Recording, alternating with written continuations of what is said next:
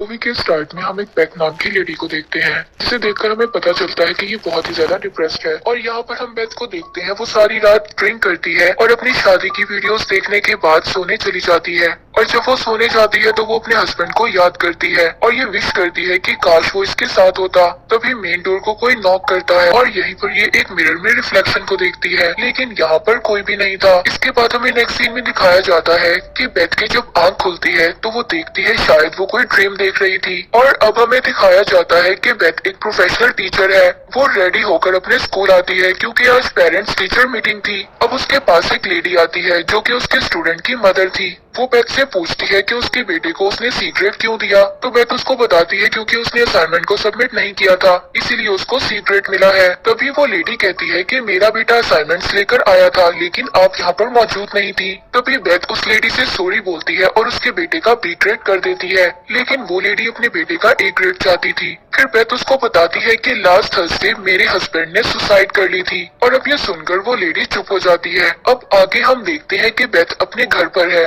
और वो अपने हस्बैंड की डायरी को देख रही थी, जिसमें उसके हस्बैंड ने एक हाउस की स्केच को बनाया हुआ था जो कि एक लेक के पास था। लेकिन बेथ यहाँ पर नोटिस करती है कि उसने सारे रिवर स्केचेस भी बना रखे हैं, जैसे कि शायद कोई मिरर इमेज हो। लेकिन यहाँ पर बेथ को कुछ भी समझ नहीं आता। अब वो डायरी को वापस रखकर सोने के लिए चली जाती है और फिर अगले दिन सुबह को उसका म्यूजिक सिस्टम खुद ब खुद बजने लगता है। और साथ ही वो फोन चेक करती है और देखती है कि ओवन का मैसेज आया हुआ था और साथ ही कोई वॉइस की आवाज आती है। और जब वो विंडो के पास जाकर देखती है तो उसको अपना हस्बैंड ऑन नजर आता है जो कि लेक वाले हाउस के पास खड़ा था। और तभी यहाँ पर बेथ की आंख खुल जाती है, जिससे पता चलता है कि शायद बेथ कोई ड्रीम देख रही थी। और अब वो उस ड्रीम से बहुत ज्यादा डर जाती है और फिर वो अपने हस्बैंड के फोन को चार्ज कर चेक करती है, लेकिन यहाँ पर उसको कोई भी मैसेज नहीं मिलता। और जब वो फोन की गैलरी को चेक करती है तो उसमें उसे एक लड़की की तस्वीर मिलती है जो कि शायद एक साइड पोस्ट से ली गई थी। और अब उसे वो लड़की अपने जैसे ही लग रही थी। और अब वो अपने फ्रेंड के पास जाकर मोबाइल में उसको वही तस्वीर दिखाती है और उसकी फ्रेंड उसको कहती है कि शायद ये तुम ही हो, लेकिन बेथ उसको कहती है कि मेरे पास ऐसे कोई भी कपड़े नहीं है। अब उसकी फ्रेंड क्लैरा उसको कहती है कि इन सब बातों को छोड़ दो और बस अपने हस्बैंड के साथ गुजारे हुए अच्छे मोमेंट्स को याद करो और शायद वो भी तुम्हें चीट कर रहा था। इसके बाद बेथ और उसकी फ्रेंड एक बार में जाते हैं और वहाँ पर बहुत ज्यादा ड्रिंक करते हैं। इसके बाद बेथ की फ्रेंड उसको घर छोड़ने आती है। तभी बेथ उसको एक स्टोरी सुनाती है कि जब वो 17 साल की थी उसका एक बहुत ही बुरा एक्सीडेंट हुआ था और उसकी कार खाई में गिर गई थी। उसके लंग्स फट गए थे और उसका हार्ट तकरीबन 4 मिनट के लिए बंद हो गया था, मगर किसी तरह उसे डॉक्टर्स ने बचा लिया। ये स्टोरी सुनाते सुनाते बेथ सो जाती है और फिर एक ही दम से उसके घर का म्यूजिक सिस्टम बहुत जोर से बजने लगता है और बेथ डर से उठ जाती है। और अब वो देखती है कि वो घर पर अकेली है और बहुत जोर से चिल्लाती है और कहती है कि जो भी है सामने आओ। और फिर वो देखती है कि कुछ लड़कियां उसके घर के पीछे से आ रही हैं और लेक में जाकर कूद जाती है। लेकिन बेथ लाइट से लेक में देखती है लेकिन यहाँ पर कुछ भी नहीं था। तभी दूसरे लम्हे वो एक दूसरे घर को देखती है जो कि लेक के दूसरे पार था और वो फौरन वहाँ से गायब हो जाता है। तभी उसके कान में कुछ विस्परिंग होती है और फिर वो हिम्मत कर बोट की तरफ जाती है जहाँ पर ब्लड में लगे फुटप्रिंट्स थे। और यहाँ पर उसको एहसास होता है कि शायद उसके हस्बैंड की सोल उसके आसपास है। और जब वो उसे टच करने की कोशिश करती है तभी वो अचानक से वहाँ पर बेहोश हो जाती है। और अब जब उसकी आंख खुलती है तो वो देखती है कि वो लेक के दूसरे पार थी जहाँ पर उसी के जैसा एक घर था। और यहाँ पर वो देखती है कि उसके जैसी लड़कियां अलग अलग रूम्स में हैं जो कि उसके हस्बैंड ऑन के साथ है। और जब वो घर के अंदर जाती है तो बेथ की आंख खुल जाती है, लेकिन यहाँ पर वो रियल वर्ल्ड यानी अपने घर के अंदर ही थी। लेकिन यहाँ पर उसको यकीन हो गया था कि जो भी उसके साथ हो रहा है ये कोई ड्रीम नहीं है बल्कि ये कोई सुपर नेचुरल पावर है।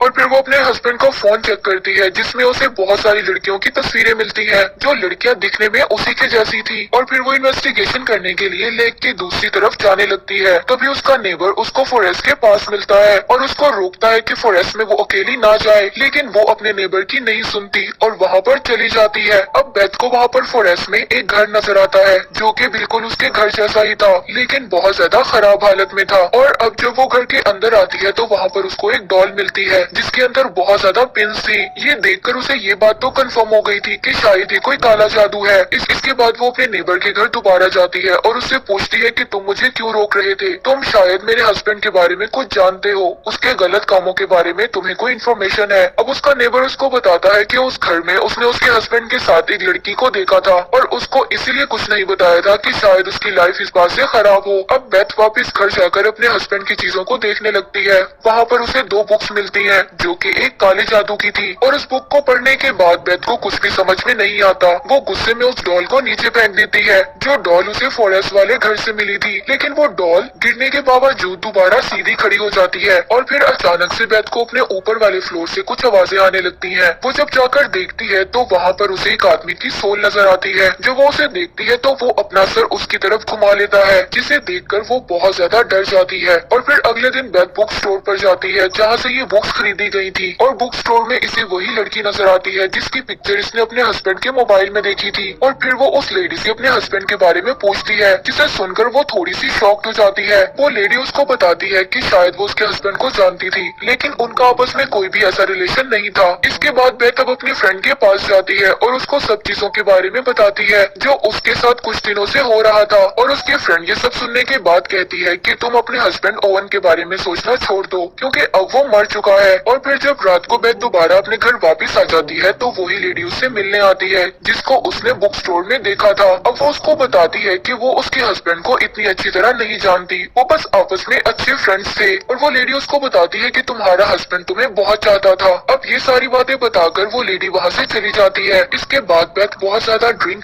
कर लेक के दूसरी तरफ घर में चली जाती है और यहाँ पर वो अपने हस्बैंड की सोल को बुलाने की कोशिश करती है, लेकिन वो यहाँ पर नहीं आती। तभी उसका पाँव वहाँ पर स्लिप हो जाता है। लेकिन जब लाइट से वो नीचे की तरफ देखती है तो वहाँ पर बहुत ज्यादा डेड बॉडीज थी, जिसे देखकर बेथ बहुत ज्यादा डर जाती है। अब बेथ वहाँ से डरकर भाग जाती है और अपने घर में बैठकर इस बात को सोच रही होती है कि ओवन ऐसा नहीं कर सकता। और वो रोते हुए अपने हस्बैंड को याद करने लगती है। तभी वहाँ पर उसे एक प्रेजेंस फील होती है और बेथ देखती है कि वॉशरूम के मिरर पर हेयर लिखा हुआ है। और यहाँ पर बेथ जाती है और फील करती है कि शायद ये उसके हस्बैंड की सोल है। और वो सोल भी शायद बेथ को फील कर रही थी। लेकिन वहीं पर अचानक से एक विस्परिंग होती है और तभी झटके से बेथ उस सोल को छोड़ देती है। लेकिन बेथ जब वॉशरूम से बाहर जाने लगती है तो वॉशरूम का दरवाजा खुद से बंद हो जाता है और उसके मिरर में वो देखती है कि उसी की जैसी कोई लड़की है जिसे उसका हस्बैंड मार रहा है। तभी एक सोल बेथ का भी गला दबा देती है और उसको दरवाजे में मारती है। तभी वहाँ का दरवाजा खुल जाता है। इसके बाद बेथ अपने बेडरूम में जाती है और वहाँ पर देखती है कि बहुत सारी लड़कियों की सोल्स हैं जो कि छुपने की कोशिश कर रही है। और फिर से बेथ अपने हस्बैंड को देखती है जो कि किसी लड़की को मार रहा था। अब बेथ ये बात नोटिस करती है कि उसके साथ वहाँ पर कोई और सोल भी है और वही उसको खींचकर दूसरे रूम में ले जाती है। और वो बेथ को वहीं पर ले जाती है जहाँ पर उसके हस्बैंड ने सारे मर्डर किए थे। और एंड में वो देखती है कि उसने अपने सर को अपने हस्बैंड की गोद में रखा हुआ है। और फिर से यहाँ पर उसके हस्बैंड के कान में कुछ विस्परिंग होती है और वो उसका गला दबाने की कोशिश करता है, लेकिन वो उसका गला नहीं दबा पाता। तभी बेथ उस परछाई से पूछती है कि तुम कौन हो।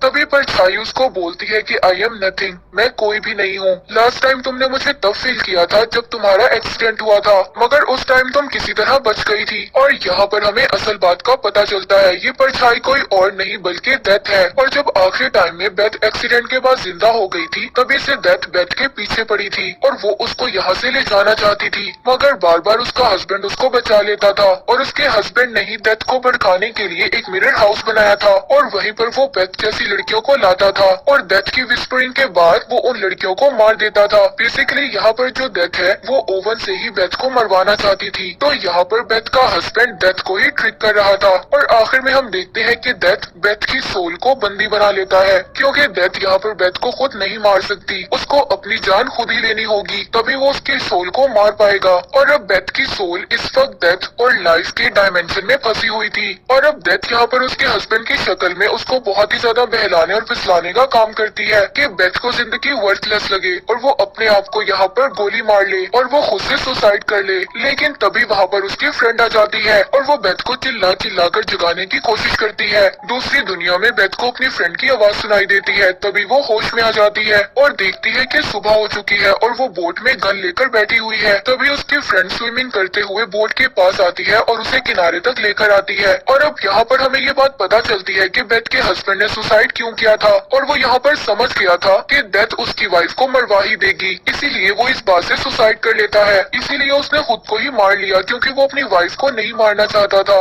वो बेथ से बहुत ज्यादा प्यार करता था। और तभी वहाँ पर उसका नेबर भी आ जाता है और बेथ से पूछता है कि तुम्हें क्या हुआ है। तभी बेथ उसको कहती है कि मुझे कुछ नहीं पता कि मेरे साथ क्या हुआ है। और तभी वो यहाँ पर बोट के पास एक सोल की प्रेजेंस को फील करते हैं और यहीं पर मूवी एंड हो जाती है।